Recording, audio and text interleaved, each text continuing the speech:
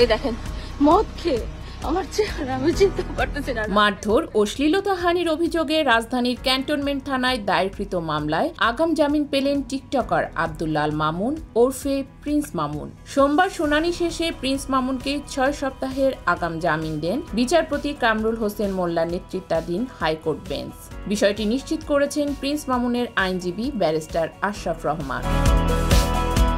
গত 10 মে মারধর ও শ্লীলতাহানির অভিযোগে রাজধানীর ক্যান্টনমেন্ট থানায় প্রিন্স মামুনের বিরুদ্ধে এ মামলা করেন লায়লা আক্তার ফরহাদ। সেই মামলায় এদিন জামিন পেলেন টিকটকার প্রিন্স মামুন। মামলায় তিনি অভিযোগ করেন, ফেসবুকে পরিচয়ের সূত্র ধরে প্রিন্স মামুনের সঙ্গে প্রেমের সম্পর্ক গড়ে ওঠে তার। দুই পরিবারের সম্মতিতে বিয়ের কথাও চূড়ান্ত হয়। তখন থেকে প্রায়ই বিভিন্ন অজুহাতে লায়লার কাছ থেকে টাকা নিতেন। প্রায় মাদক সেবন করে গভীর রাতে বাসায় ফিরতেন, অশ্লীল ভাষায় কথা বলতেন, মাঝে মধ্যে লায়লাকে মারধরও করতেন।